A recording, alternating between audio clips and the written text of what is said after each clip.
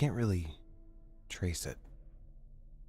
It's not like I can point to something and go, hey, there's when it started. Here's where it ended. Here's the middle. Here's the climax. Here's the twist.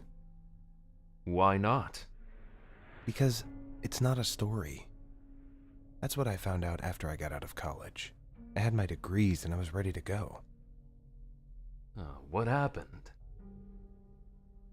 I ended up in some little deli a few blocks from my apartment. I got a job as a cook there. I wanted to tell them I had all these fancy degrees, to tell them that I deserved something better. But it wouldn't have made a difference. Life isn't a story. Sometimes the endings aren't always good. And that's what I felt then. How did you get out of that phase? I imagined doing things to Ricky, the manager. When he had his back turned towards me, I'd imagine gripping the butter knife I was holding in my hand even tighter. I'd imagine all of my muscles tensed and ready to strike. And when he turned around to berate me once more, I would imagine myself yelling out, "Not this time, you fucker!" And I'd bring my arm down, and all that tension in my body would go into him. I'd imagine the knife sinking into him. And then the screams. Oh, man, how I enjoyed the screams in my mind. You found people being in pain enjoyable? You didn't know Ricky. If the earth had an asshole, it'd be Ricky. He'd blame you when something was wrong. And when you'd finally get it right, he'd point out this tiny, tiny little thing that went wrong with it. He would just nag and nag like an alarm clock going off at 6 in the morning and never turning off. And the worst part was that I realized that I needed Ricky to survive. He gave me the money I needed for food, clothing, and bills.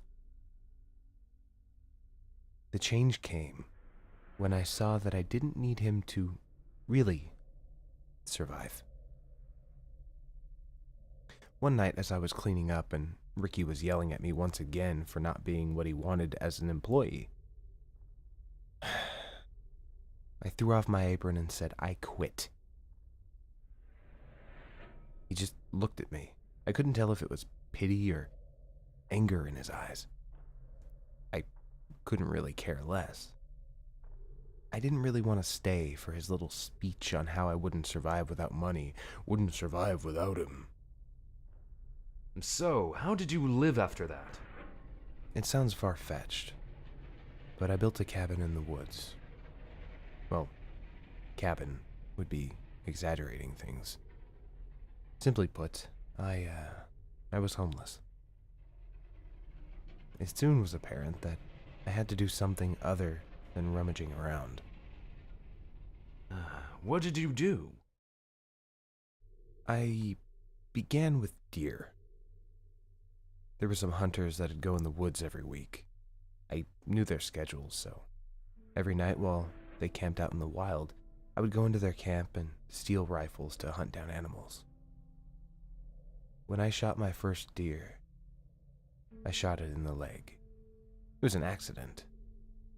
I somehow fell down as I fired the rifle, so the bullet went off course, but it hit the knee of the deer. I got up just in time to see it stagger away. Since its knee was basically useless, it didn't take much to locate the deer.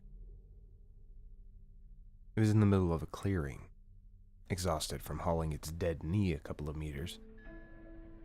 I raised the rifle to kill it off, but I forgot to bring extra ammunition. The rifle was dry. Did you kill the deer? The first couple of minutes of butchering were painful. Oh man, those screams of pain. I don't think you'd ever want to feel the pain of your leg being torn off. And I knew the whole time the deer was asking me why. I did nothing wrong to you. I just wanted to live like you. And you have to kill me like this? I'm providing for you. Without me, you'd either be starving to death or eating half-empty Betty Crocker bowls of frozen soup. And this is how you repay me? And I knew the whole time.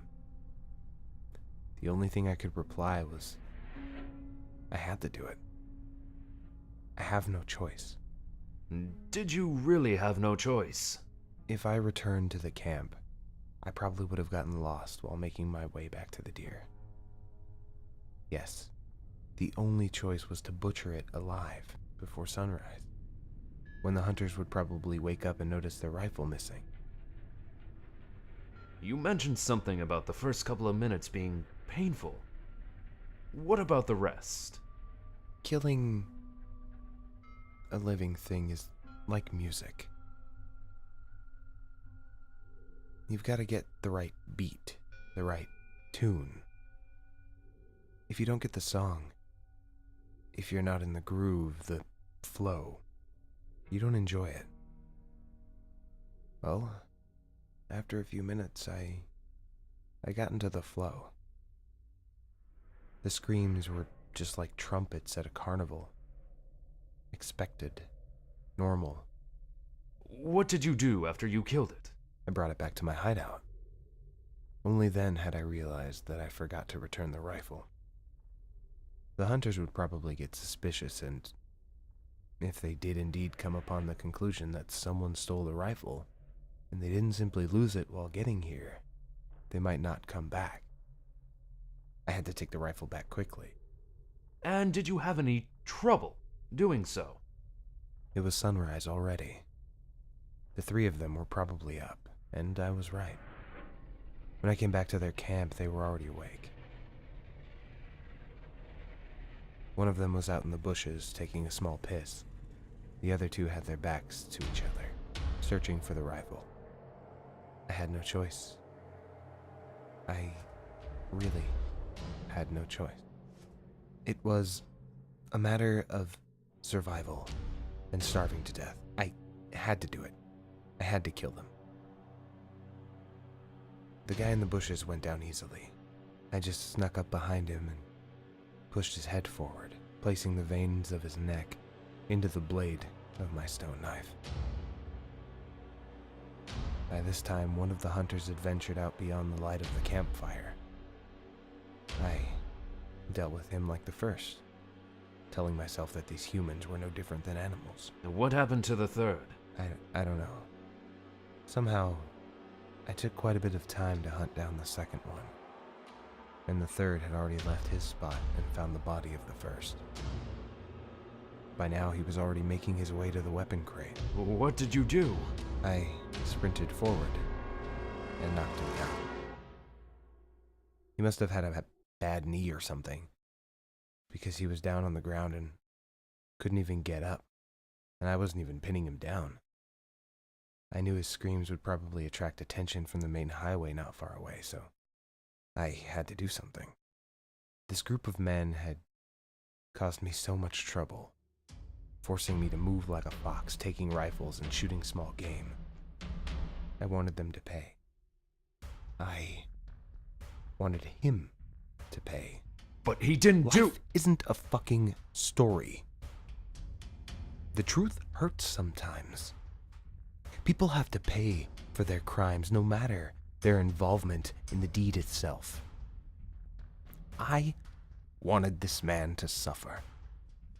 I wanted him to scream, not for help. Not for help, but for mercy. I wanted to savor this moment. Oh, yes. How did you— I loaded the rounds into the rifle and shot him twice. Once in each kneecap. Then I shot his elbows. I grabbed my knife to pry out the bullets in his arm. I watched him writhe in agony as I placed my entire body onto his midsection, preventing him from moving at all. Not that he couldn't already. I watched him for a minute, wishing he'd scream like he did before, wishing he'd think that I'd spare him if he said something like sorry or forgive me. No. Nothing. He just stared at me with these eyes, full of anger, full of, how are you capable of this? What did I ever do to you? You can't kill me. I practically gave you the means to survive. Did you? I told him. And he wouldn't listen. I told him, not this time, you fucker. And he should have known. He should have known. He must have known what that meant, right? I had this entire story in my head. The quotes, the everything. He should have known. He was a fucking liar. A fucking hoarder that lived only for himself. Because he didn't know. He just stared at me with that fucking stare. And what the hell is wrong with you? And as I carried him into the bushes that I knew were full of roses, I could hear him scream over the voices saying, why? Why? You had a choice. I told him, no, life isn't a fucking story. All endings aren't happy. No. But no, they wouldn't listen. They wouldn't fucking listen. I think this interview is over. Yes, of course. Also, I'd like to have you know that I did indeed do it to Ricky. With a butter knife.